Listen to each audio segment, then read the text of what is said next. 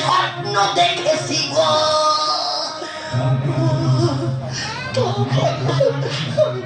সত্যি সত্যি মরে গেছে।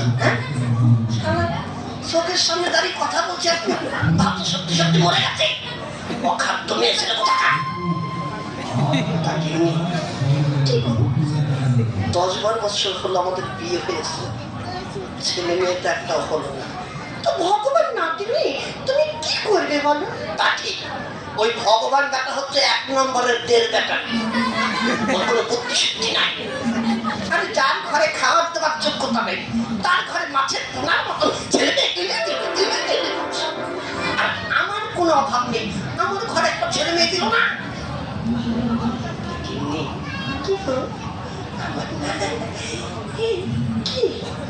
আমার খুব বাবাটাই শোনা দিচ্ছে, আমি কি করবো? না মানে বলছিলাম আর কি, তুমি যদি আর কি একটা মানে মানে মানে মানে আর কি কি গো ওই তো মানে বলছিলাম আর কি, তুমি যদি আর একটা মানে মানে মানে মানে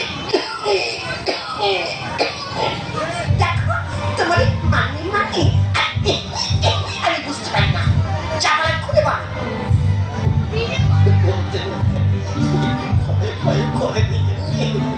মানে বলছিলাম তুমি যদি আর কি একটা বাবা বলে ডাক দেখি, তাহলেই আমার জীবনটা ধন্য হয়ে যেত। তোমার মনে হয় না এরকম ধরনের কথা বললি আমি সোজা